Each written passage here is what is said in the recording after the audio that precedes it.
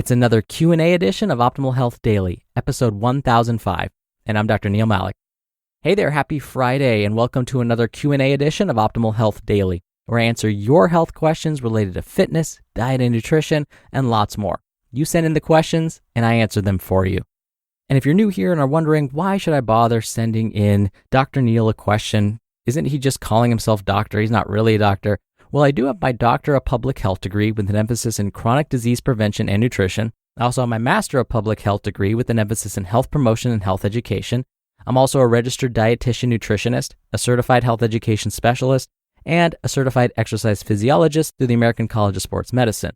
When I'm not doing this podcast, I'm actually faculty for the California State University system. I published research, I presented at national conferences, and I've been featured in over 71 different media outlets for my expertise on all the things I talk about on this show. Now, I'll talk about how you can send me a question at the end of today's show. So, with that, let's hear today's question as we optimize your life.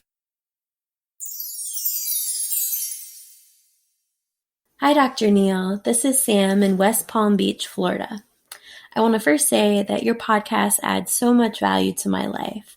I always listen before I'm going on a run or when I'm working out, so thank you for being part of my workout routine. My question for you is concerning pink Himalayan sea salt. I'm wondering if you have come across any research or evidence that backs these claims of Himalayan sea salt being a better replacement for regular salt. I'm also curious if you have seen any research about the Himalayan salt lamps and if they really do have the health benefits that they claim, such as helping with asthma or purifying the air. I look forward to your answer, and I hope that you are in optimal health. Thank you for your question, Sam, and thank you so much for your kind words. I am thrilled that you find the show so helpful. Now, with regards to your question, I remember attending a cooking demonstration. Now, this was a few years ago, and the instructor was showing the class ways to season vegetables. When it came to adding salt, the instructor insisted we use Himalayan sea salt. They mentioned that this form of salt is less processed and therefore is better for you. Well, let's explore that a bit further and see if that's really true. Now, I should start by mentioning that all salt is technically sea salt. This is because even in those underground salt mines, at one point, those areas were underwater. Now, salt is basically made up of two components, sodium and chloride, which is why you'll hear some nerds like me sometimes refer to salt as sodium chloride. Basically, each form of salt contains some sodium and some chloride, but depending on how the salt is processed once it comes out of the salt mines, it may change the relative quantities of each. Processing often leads to differences in taste and texture as well. Now, when we think about the potential health effects of salt, we're often referring to the sodium itself, not so much the chloride. Too much sodium consumed for years and years can lead to an increased risk of high blood pressure in some people. Let's keep this in mind as I discuss some of the different forms of salt. Now, I'll start with just plain old sea salt. Sea salt is made by simply evaporating seawater or other forms of salty water. Usually, there is some processing involved here, but it's usually minimal. Now, depending on where the original water source came from, the salt may have other minerals attached to it. These minerals may add some color and may cause the salt to have a different texture. And so with Himalayan sea salt, when it's pink, it means there are extra minerals in there that make it that pink color. So to get from sea salt to table salt, there's some more processing involved. Part of this is the removal of some of these minerals that are typically found in sea salt, because removing the trace minerals removes some of the color. This is why table salt is consistently white, while again, pink Himalayan sea salt is pink because it contains other trace minerals besides just the sodium and chloride. But are these extra trace minerals a good thing? I mean, we could all use some extra minerals in our diets, right? Well, unfortunately, the amounts of these extra minerals are in such small quantities, they probably don't do much for us at all. And even more importantly, in the case of some Himalayan salt specifically, plutonium has been found in some of these products. Studies have also found other potentially harmful compounds like lead, arsenic, and cadmium. So, if these Himalayan salts don't undergo processing to remove these compounds, well, now we may end up consuming these harmful compounds. On the other hand, table salt is processed, which removes many of these potential impurities, and again gives it its white color. Most importantly, many manufacturers add iodine during processing, Iodine is also a mineral and super important for the prevention of serious conditions. These can range from stunted growth in children to thyroid issues in adults. Many countries now iodize their salt to prevent iodine deficiencies. This is why many consider table salt to be superior to other salts. And sea salt actually doesn't contain much iodine, if any at all. So you may wonder, don't we get iodine in our diets in other ways besides salt?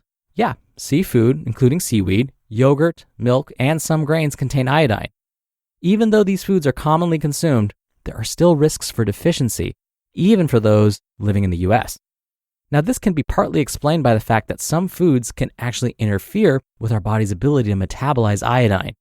Many are surprised to find that these are actually nutritious foods like cabbage, Brussels sprouts, soy, and cauliflower, so these can block the absorption of iodine in the body. We also know that most of the soil in the US is low in iodine. It didn't used to be. And salt used in processed foods like in frozen meals and boxed foods are often stripped of iodine. You may also hear that these specialty salts contain less sodium. This is true, but please note that the difference in sodium content between these specialty salts and regular old table salt is not enough to lead to any significant health effects, positive or negative. So regardless of the type of salt you prefer to use, the current recommendations by most health agencies say that adults should consume no more than 2,300 milligrams of sodium per day. This is a little less than a teaspoon.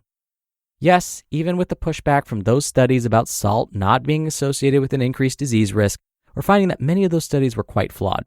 And so it couldn't hurt to just be on the safe side and keep your salt, well really sodium intake, to a moderate level. And Sam, I haven't forgotten your question about salt lamps. Salt lamps are basically like they sound. It's a clump of salt placed on top of a light bulb. Simple enough. The theory behind these is that when you run them, they change the electrical charge of the air, and by doing this, may lead to health benefits. Unfortunately, we don't know if this actually happens. So right now, there doesn't appear to be any benefit to using salt lamps. Now, I'll end with a quote by one of the smartest individuals in the world, Marilyn Vos-Savant. In case you weren't aware, she's in the Guinness Book of World Records for having one of the highest IQs known to humans. My friends think I'm in love with her, but I swear I just respect her for her intelligence. Anywho, she weighed in on this very topic about which type of salt we should be consuming. A reader of her column asked which is healthier, sea salt or table salt. She mentioned that iodine is added to table salt, sound familiar, and because of its impact on reducing iodine deficiencies worldwide, quote, table salt is healthier. And really quickly, if you're anything like me, dental insurance isn't something you think about a lot. However, without it, an unexpected emergency can turn into a costly dentist bill that you weren't planning on. A few years ago, my wisdom teeth started aching. It was unbearable, and I wish I were more prepared. I never thought I'd end up in a situation where I could be desperate for dental insurance. Spirit Dental makes it easy to find a dental plan that's right for you.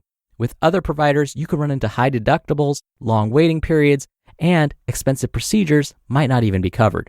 Spirit's trusted plans include guaranteed acceptance, no wait period for major services, $100 lifetime deductible, and coverage for major services like dental implants, crowns, and bridges.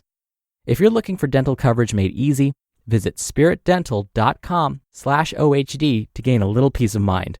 That's spiritdental.com/OHD to get a quote in about 60 seconds. spiritdental.com/OHD.